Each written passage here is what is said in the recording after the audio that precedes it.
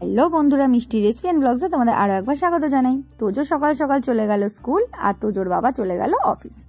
তারপরে নিশ্চিন্তে বসে 1 কাপ ব্ল্যাক কফি আর 2টো বিস্কিট নিয়ে তো চলো কফি খেতে খেতে তোমাদের আমার ছোট্ট বাগানটা ঘুরিয়ে আনি। আমার ব্যালকনিতে কিন্তু আমি একটা বাগান করেছি ছোট্ট খাট্টো, যাতে কিন্তু অনেক রকম গাছ আছে।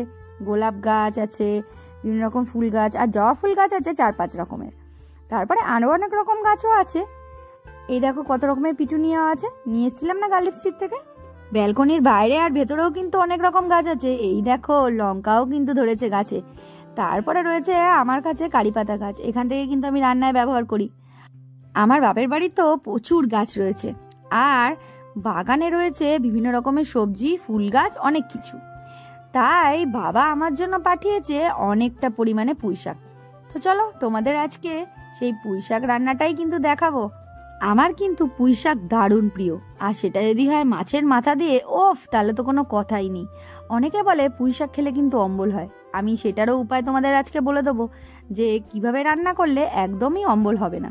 তো চলো ঝটপট এই রেসিপিটা তোমরা দেখে নাও। ফার্স্টেই কিন্তু দেখো আমি গ্যাসে কড়া বসিয়ে দিয়েছি, তাতে কিন্তু অল্প একটু তেল দিয়ে নিচ্ছি। আমি কিন্তু পুরো রান্নাটাই সর্ষের তেলে করব। আর এবার দিয়ে দিচ্ছি বড়ি। আমি এখানে বিউলির ডালের বড়ি নিয়ে নিয়েছি, তোমরা যেরকম পারো নেবে। বড়িটা কিন্তু ভালো করে লাল লাল করে ভেজে নিচ্ছি। দেখো ভাজা হয়ে গেছে, এবার তুলে নিলাম। এবার ওই কড়াতেই আর একটু পরিমাণ তেল দিয়ে দেবো। দিয়ে কিন্তু আমি যেহেতু মাছের মাথা দিয়ে করছি, তাই মাথাটা আমি ভালো করে নুন হলুদ দিয়ে আগে মিশিয়ে রেখেছি। হ্যাঁ, আমি এখানে কিন্তু কাতলা মাছের মাথাই নিয়েছি, আর অল্প একটু তেল নিয়েছি, মানে মাছের তেল। সেইটাই ভালো করে এখানে কড়া করে ভেজে নেব। দেখো তেল গরম হয়ে গেছে, এবার একে একে কিন্তু মাছের মাথাটা দিয়ে ভালো করে উল্টে পাল্টে ভেজে নেবো একটু লাল লাল হওয়া পর্যন্ত। তোমরা কিন্তু ঢাকনা চাপা দিয়ে ভাজবে, নইলে কিন্তু মাছের মাথা ভীষণ পরিমাণে ফাটে, আর ফাটলে কিন্তু হাত পা পুড়িয়ে যেতে পারে। তাই আমি কিন্তু ঢাকনা চাপা দিয়ে দেখো লাল লাল করে ভেজে নিয়েছি। এবার মাছের তেলটা আর মাছের মাথাটা আমি আস্তে করে তুলে নেব।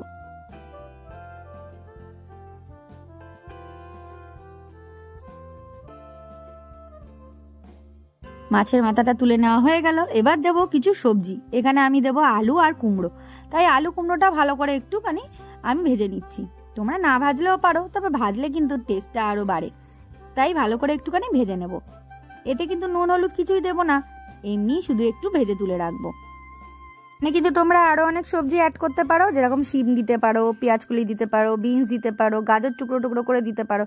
আমার কুমড়ো আলুটাই ভাল লাগে, তাই আমি কুমড়ো আলুটা দিয়েছি। তোমাদের যেটা ভাল লাগে তোমরা সেটা দেবে।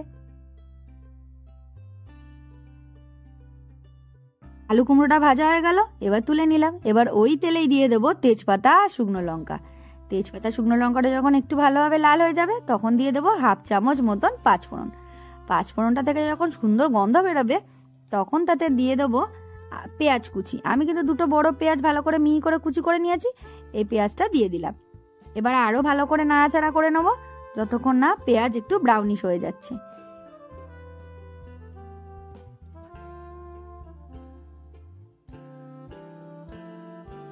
পেঁয়াজটা কিন্তু খুব সুন্দর করে ব্রাউন কালার চলে এসছে। এবার দিয়ে দেবো আদা বাটা। আমি এখানে ভালো করে আদাটাকে বেটে নিয়েছি, তারপরে দিয়ে দিলাম আদা বাটা ওই বড় চামচের 1 চামচের মতন। এবার এটাও কিন্তু খুব ভালো করে নাড়াচাড়া করে নেবো যতক্ষণ না আদার কাঁচা গন্ধটা যাচ্ছে। দেখো খুব ভালো করে নাড়াচাড়া করে নিয়েছি। এবার নিয়ে নেবো রান্নার মেন ইনগ্রিডিয়েন্টস, সেটা হলো পুঁই শাক। আমি এখানে পুঁই শাকটা ভালো করে ধুয়ে নিয়েছি, কেটে নিয়েছি, আর বেশি করে নিয়ে নিয়েছি মিঠুলি। এখানে কাঁচা পাকা মিঠুলি মিলিয়ে রয়েছে, আর বেশি করে ডাঁটা আর পাতা নিয়ে নিয়েছি। তোমরা কিন্তু যারা বলো অম্বল হয়, তারা কিন্তু যে ডাঁটার গায়ে যে আঁশটা থাকে সেটা কিন্তু ছাড়াবে না। যদি ছাড়াও তাহলেই কিন্তু অম্বলটা হবে।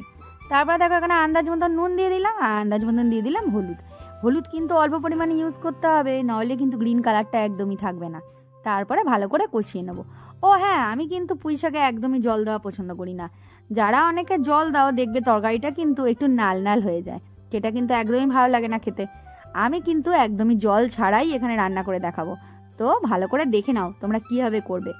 পুরো রান্নাটা কিন্তু ভালোভাবে দেখে নাও, একদম স্কিপ করবে না, তাহলে কিন্তু কিছুই বুঝতে পারবে না। তাই ভালো করে রান্নাটা দেখে নাও। দেখো এবার ভালো করে আমি এভাবে কষিয়ে নিচ্ছি। এবার কষাতে কষাতে কিন্তু জলও একটু ছেড়ে আসছে, যেহেতু নুন দিয়ে দিয়েছিলাম, পাতা থেকে কিন্তু জলটাও ভালোভাবে ছেড়ে আসবে। এবার এখানে দিয়ে দেব যে সবজিগুলো ভেজে রেখেছিলাম, সেই সবজিগুলো এখন আমি অ্যাড করে দেবো। দেখো এখানে আলু আর কুমড়োটা কিন্তু অ্যাড করে দিচ্ছি, আর মাছের যে তেলটা ছিল সেটা এখনই দিয়ে দেবো। দিয়ে কিন্তু খুব ভালো করে এটা আরও একবার নাড়াচাড়া করে মজিয়ে নেবো, কারণ এখান থেকে সবজির থেকেও কিন্তু অনেকটা জল ছাড়বে, সেই জলেই কিন্তু পুরোটাই রান্না হয়ে যাবে। আর পুঁই শাকে কিন্তু অনেকটা পরিমাণে জল থাকে, আর সেখান থেকে কিন্তু অনেকটাই সবজিটাও সেদ্ধ হয়ে যাবে। এবার খুব ভালো করে কষিয়ে নেওয়ার পর এতে দিয়ে দেবো একটু জিরের গুঁড়ো, ওই 1/2 চামচ মতন জিরে গুঁড়ো দিলেই হবে, আর 1/2 চামচ মতন ধনে গুঁড়ো। আর যে যেমন ঝাল খাও সেই অনুযায়ী একটু লঙ্কা দিয়ে দেবে। আমি এখানে ঝাল বেশি খাই, তাই একটু বেশি করেই আমি লাল লঙ্কার গুঁড়ো ইউজ করলাম। এবার মশলাগুলোর সাথে খুব ভালো করে পুঁই শাকটা একদম কষিয়ে নিতে হবে। তারপরে কষানোর সময় তোমরা দেখবে অল্প অল্প কিন্তু জলও ছাড়তে শুরু করেছে। এবার মাছের মাথাটা দিয়ে দেওয়ার পালা। এই দিয়ে দিলাম মাছের মাথা। যা, আমি কিন্তু ভেঙে নিতে ভুলে গেছি, তোমরা কিন্তু একটু ভেঙে ভেঙে দিও। আর এই দেখো এখন আমি কসরত করে ভালো করে মাছের মাথাটা ভেঙে এই পুঁই শাকের সাথেই কিন্তু ভালো করে মিশিয়ে দেবো। তোমরা কিন্তু আমার মতো একদম ভুল করো না, পারলে কিন্তু মাছের মাথাটা ভেঙে ভালো করে এর সাথে মিশিয়ে দিও। তারপরে অ্যাড করব যে ভেজে রাখা বড়িটা ছিল সেটা। যেহেতু আমি জল দেবো না, তাই কিন্তু বড়িটা এখনই দিয়ে দেবো, কারণ এই সবজির জলের সাথে কিন্তু বড়িটাও আস্তে আস্তে সেদ্ধ হতে থাকবে। আর পুরো রান্নাটাই কিন্তু করব লো টু মিডিয়াম ফ্লেমে। এবার একটু ঢাকনা চাপা দিয়ে রান্না করব মোটামুটি 10 মিনিটের মতন। 10 মিনিট পর দেখো আবারও তোমাদের খুলে দেখাচ্ছি। দেখো কি সুন্দর করে কিন্তু মাখা মাখা হয়ে গেছে, সবজিগুলো কিন্তু খুব ভালোভাবে গলে গেছে, আর সুন্দরভাবে কিন্তু রান্নাটা রেডি হয়ে গেছে। ব্যাস, আমাদের কিন্তু মাছের মাথা দিয়ে পুঁই শাকের চচ্চড়ি একদম রেডি হয়ে গেছে। যারা কিন্তু পুঁই শাক পছন্দ করো না তারা কিন্তু এইভাবে একবার রান্না করে দেখতেই পারো, আর নিজেরাও খাও আর বাড়ির লোকদেরও খাওয়াও। আর এই পুঁই শাকের তরকারি গরম গরম ভাত দিয়ে খেতে কিন্তু দারুণ লাগে। এবার দেখো লাস্টে আমি একটুখানি চিনি দিয়ে নিচ্ছি একটু স্বাদের জন্য, তোমরা দিতেও পারো নাও দিতে পারো। একদম রেডি হয়ে গেল মাছের মাথা দিয়ে পুঁই শাক, তাও আবার জল ছাড়া। যারা কিন্তু অম্বলের ভয় পাও তারা কিন্তু একবার রান্নাটা করে দেখতে পারো, আশা করি তোমাদের ভীষণ ভালো লাগবে।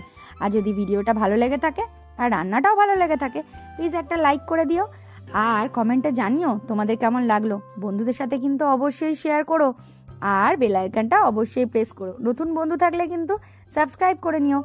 Thanks for watching.